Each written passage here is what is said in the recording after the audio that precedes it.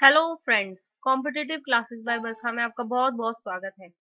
आज हम computer awareness part 17 पढ़ेंगे, जिसमें हम कुछ क्वेश्चंस को देखेंगे जो कि हमारे एग्जाम्स में बहुत ही इम्पोर्टेंट होते हैं और हमें एग्जाम की प्रिपरेशन करने में हेल्प करेंगे। तो आइए शुरू करते हैं। पहला क्वेश्चन है, the two major components of system software are. अगर आपने मेरा पहले के वीडियोस देखे होंगे तो मैंने बताया था उसमें कि हमारा जो पीसी होता है उसमें दो मेन सॉफ्टवेयर डले होते हैं। एक होता है सिस्टम सॉफ्टवेयर, एक होता है एप्लीकेशन सॉफ्टवेयर। तो अब वो पूछ रहे हैं कि सिस्टम सॉफ्टवेयर के भी टू मेजर कंपोनेंट्स कौन से हैं। तो सिस्टम सॉफ्टवेयर के टू मेजर कंपोनेंट्स कौन से हैं? एक होता है ओएस और एक है सिस्टम यूटिलिटीज। ओएस मतलब आपने जो भी विंडोज डाला होता है, विंडोज एक्सपी, या आपने एप्पल का मैकिंटॉश डाला हुआ है या लाइनक्स यूनिक्स डाला हुआ है, ये सब ऑपरेटिंग सिस्टम्स है। Next, what is the memory management technique? ये एक मेमोरी मैनेजमेंट टेक्निक की बात हो रही है। That makes the random access memory appears larger than it is. Random access memory मतलब रैम। रैम हमारे पीसी में in comparison to hard disk बहुत कम होती है। रैम की मेमोरी हार्ड डिस्क की मेमोरी से बहुत कम होती है क्योंकि ये बहुत ही ज्यादा एक्सपेंसिव होती है और इसको अफोर्ड नहीं कर सकते इतना ज्यादा रैम को। तो मेमोरी मैनेजमेंट की जरूरत होती है जब जब हमें बहुत फास्ट फास्ट डेटा चाहिए होता है। तो वैसे तो रैम में से जाना चाहिए, लेकिन रैम के पास उतनी मेमोरी नहीं है कि वो डेटा रख सके उतना जितना हमें चाहिए। तो वो क्या करती है, वो ट्रांसफर कर देती है हार्ड डिस्क की तरफ।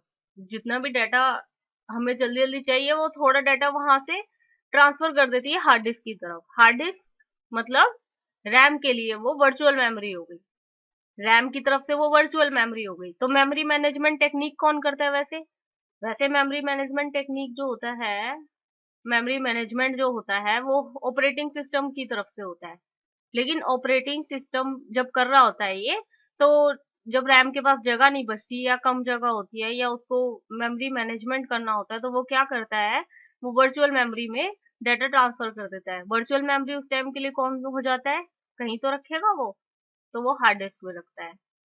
Virtual memory is the feature of an operating system. देखिए, वर्चुअल मेमोरी ऑपरेटिंग सिस्टम का ही एक फीचर है that allows a computer to compensate for shortages of physical memory. अब फिजिकल मेमोरी कम है तो वो उसके लिए टेम्परेली ट्रांसफर कर देता है pages of data from random access memory to disc.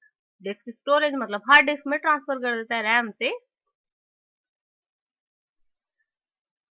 से हो जाता है data transfer temporarily hard disk के अंदर। Next, the term is used to describe software that monitors your online computer activities. वो सॉफ्टवेयर डिस्क्राइब करना है, वो सॉफ्टवेयर का नाम बताना है, जो टर्म बतानी है किस नाम से हम उसे पुकारते हैं।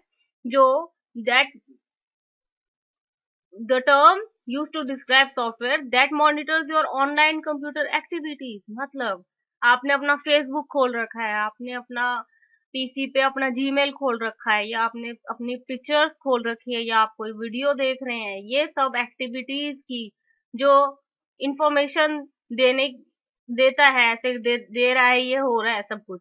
लेकिन उसके लिए एक टर्म यूज करेंगे ना, ये कुछ घपला हो रहा है या कुछ हो रहा है, तो उस घपले का नाम है स्पाईवेयर। जो वो स्पाई कर रहा है, वो चुपके देख रहा है कि आपके पीसी पे क्या हो रहा है, मतलब हैकर है कोई, वो आपके पीसी की एक्टिविटीज को देख रहा है। तो वो क्या कर रहा है, वो स्पाईवेयर हो रहा है आपके पीसी पर। Next, the free open source operating system that is becoming popular. आजकल आप सुन रहे होंगे लाइनेक्स। लाइनेक्स एक ओपन सोर्स है, मतलब फ्री है, ये ओपन सोर्स फ्रीली अवेलेबल है और ये एक ओएस है, operating system. Linux is an operating system. अभी आपको क्यों पता होना चाहिए कि क्या ऑपरेटिंग सिस्टम है, क्या एप्लीकेशन सॉफ्टवेयर है? बिकॉज आपके पास ऐसे क्वेश्चन क्या आता है, विच of the following is not an operating system. उसमें दे देंगे विंडोज, उसमें दे देंगे लाइनेक्स, यूनिक्स, मैक भी दे सकते हैं, और एक दे सकते हैं वो एमएस ऑफिस। तो एमएस ऑफिस तो एप्लीकेशन सॉफ्टवेयर है, ऑपरेटिंग सिस्टम तो नहीं है। तो ऐसे आपको पता होना चाहिए ऑपरेटिंग सिस्टम्स के नाम, एप्लीकेशन सॉफ्टवेयर के नाम, क्योंकि आपके जो एग्जाम में क्वेश्चंस आते हैं वो इसी तरह से आते हैं। Next, to analyse vast quantities of scientific data and display underlying patterns.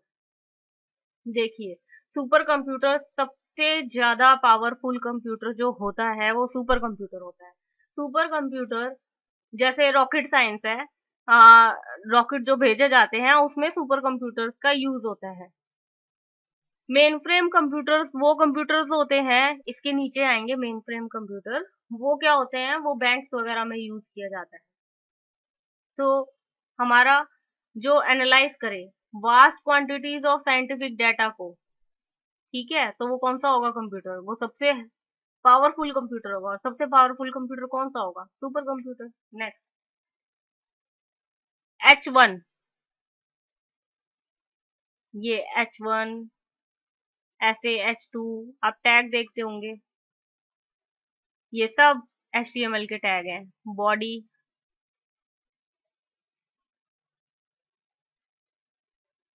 ये टैग क्या फायदा होता है इनका, देखिए, ये HTML के टैग है, HTML के प्री डिफाइंड टैग है, पहले से ही है कि ये ऐसे ही बनाए जाएंगे, ठीक है। और ये आपका जो वेब ब्राउजर पे आप जैसे google.com खोलते हैं, तो जो आपका ब्राउजर होता है जिस पे आप लिख रहे हैं google.com, वो किसी और लैंग्वेज को नहीं समझता, वो HTML को समझता है। HTML की भाषा को वो समझता है, और वो उस लैंग्वेज को चेंज करके आपको जो भी डाटा होता है वो आपको शो करता है। तो H1 is an example of HTML। ऐसी बॉडी टैग होता है, बहुत सारे टैग्स हैं, एंकर टैग होता है। आप थोड़ा बहुत HTML की नॉलेज ले लें कहीं से तो अच्छा रहेगा, क्योंकि ये बहुत ही इंटरेस्टिंग भी है और आपको कहीं ना कहीं अच्छी इंफॉर्मेशन मिल जाएगी। Next, what is the flow of data between countries commonly called. अब फ्लो ऑफ डाटा हो रहा है और कंट्रीज के बीच में हो रहा है, उसे कहते हैं trans border data flow. Which of the following is not a purpose of antivirus program. अब इनमें से कौन सा वो ऑप्शन है जो कि पर्पस नहीं है एंटीवायरस प्रोग्राम का। एंटीवायरस मतलब वायरस का दुश्मन, एंटी, वायरस से लड़ाई हो रखी जिसकी, तो एंटी वायरस यानी कि वायरस का दुश्मन। तो वायरस के दुश्मन की इनमें से क्या पर्पस नहीं है, वो किस काम नहीं आता। Remove any unidentified virus. अब कोई वायरस उसे उसे लग रहा है ये वायरस है, उसको रिमूव करना, हाँ वो काम करता है। Notify user if the virus is found. हाँ, अगर आप एंटीवायरस चलाएंगे और अगर कोई वायरस होता है तो वो एंटीवायरस बताता है आपको कि ये वायरस है और इसको रिमूव करना है कि उसको रखना है। ये सब वो इंफॉर्मेशन आपसे लेना चाहता है। मतलब वायरस आपको ये इंफॉर्मेशन देता है कि आपके पीसी में ये वायरस है, अब इसका क्या करें। तो आपकी कमांड के हिसाब से वो उसको ट्रीटमेंट करता है। सर्च फॉर वायरस, यस, जब भी हम एंटीवायरस चलाते हैं तो वो वायरस सर्च करने के लिए तो चलाते हैं कि कोई वायरस तो नहीं है जो कि हमारा डाटा खराब हो जाएगा बाद में। Copy the name of the virus and send it to the Microsoft for inspection. अब माइक्रोसॉफ्ट क्या करेगा उसमें, अब कॉपी कर भी लेगा वो नाम और सेंड कर देगा। ये सब इसका नहीं होता काम, एंटीवायरस का ये काम नहीं होता कि ये सब करता रहे, नाम कॉपी करे। उसको तो किल करना होता है वायरस को। अगर आप कहोगे किल कर दे, रिमूव कर दे, तो रिमूव कर देगा। अगर आप कहोगे एज इट इज रहने दो, तो एज इट इज रहने देगा। वो आपकी कमांड पे एंटीवायरस वर्क करता है। Next, MS Excel is a MS Excel क्या है, विंडोज बेस्ड स्प्रेडशीट पैकेज है। विंडोज बेस्ड, जब भी आप एमएस ऑफिस इंस्टॉल करते हैं, एमएस ऑफिस जो कि एक एप्लीकेशन सॉफ्टवेयर है, ये क्या है, एक एप्लीकेशन सॉफ्टवेयर। क्या है, एमएस ऑफिस। तो आपके पास क्या क्या आ जाता है, आपके पास वर्ड आ जाता है, आपके पास एक्सेल आ जाता है,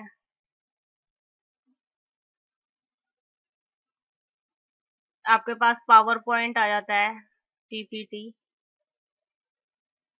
पावर पॉइंट जो एमबीए कर रहे होते हैं उनका, मतलब एमबीए करते करते उनका रोज का वो देना लेना हो जाता है पीपीटी से, पावर पॉइंट। तो ये एमएस ऑफिस में ही आता है, आपका पेंट वगैरह ये सब एमएस ऑफिस में आता है। तो ये एप्लीकेशन सॉफ्टवेयर है।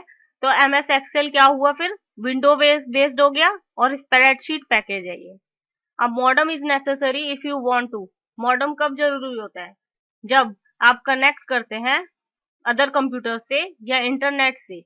फोन लाइन के थ्रू भी कनेक्ट कर सकते हैं, केबल्स के थ्रू भी, वायरलेस कनेक्शन भी हो सकता है। Next, which of the following is most frequently used input device. अब आप खुद ही सोचिए, आप कंप्यूटर में डाटा फीड करते हैं या आप कंप्यूटर पे काम करते हैं, तो आपका हाथ सबसे ज्यादा किस पर होता है, कीबोर्ड पर या माउस पर। आपका हाथ सबसे ज्यादा माउस पर होता है जब आप कंप्यूटर यूज कर रहे हैं।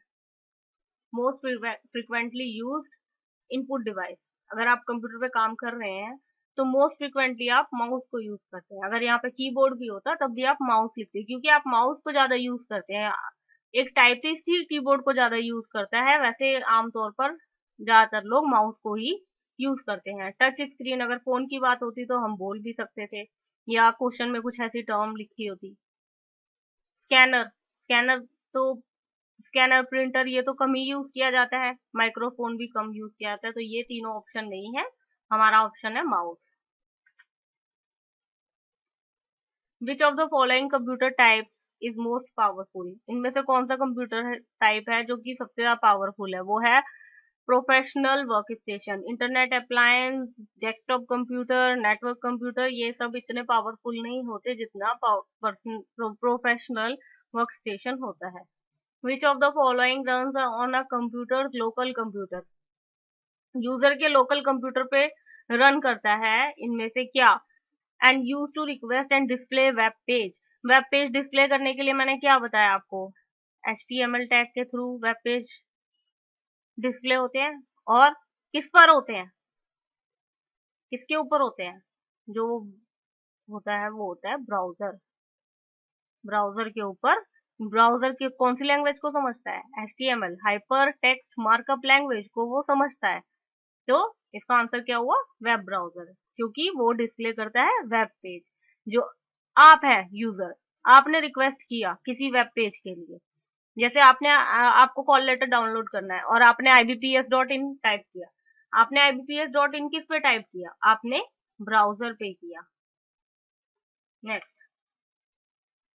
आपको अगर ऑनलाइन टेस्ट देना है तो आप sourcecodehub.com को विजिट कीजिए, ऑनलाइन टेस्ट दीजिए। ऐसे कंप्यूटर अवेयरनेस आपको लिखा मिलेगा, किसी भी टेस्ट पे क्लिक कीजिए, नेम एंड ईमेल एड्रेस डालिए और टेस्ट दीजिए। आपको ये फ्री में आपको बता देगा आपके कितने पॉजिटिव मार्क्स है, कितने नेगेटिव मार्क्स है, कितने नेगेटिव क्वेश्चन है, और आपको सही आंसर भी देगा। अगर आप ऐसे ही और वीडियोस की जानकारी चाहते हैं तो नीचे दिए गए सब्सक्राइब बटन पे क्लिक कीजिए, इससे आपके ईमेल पर डायरेक्ट ये नोटिफिकेशन पहुंच जाएगा कि मैंने कोई नया ईमेल कोई वीडियो डाला है, और वीडियो के बारे में थोड़ा बहुत आपको जानकारी भी भेजी जाएगी। ये आपको फ्री में भेज दिया जाता है। और अगर आपको मेन पेज पे ना मिले तो आपको आपके 3 टैब बने होते हैं, उसमें सोशल वाला टैब जो होता है, एक प्रमोशन टैब होता है, एक सोशल टैब होता है, और एक आई थिंक इनबॉक्स टैब होता है, ऐसे कुछ। तो सोशल टैब में आपको अंदर ये वीडियोस की जानकारी मिल जाएगी। और टेस्ट देना ना भूलिए, टेस्ट देने से आपका कहीं ना कहीं आपकी इम्प्रूवमेंट शुरू हो जाती है और वो होती चली जाती है। आपको एग्जाम में जरूर जरूर हेल्प मिलेगी। आपको टेस्ट यहाँ से नहीं देना, आपको कहीं से देना है।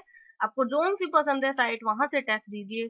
मेरे टेस्ट का लिंक तो नीचे दिया गया है, लेकिन आपको जहां से भी पसंद हो वहां से टेस्ट जरूर दीजिए। वो आपके मार्क्स 100% इम्प्रूव होंगे ही होंगे, और इससे जॉब लगने के चांसेस भी आपके बढ़ जाएंगे। Thanks for watching this video. Your success is our aim. Bye bye.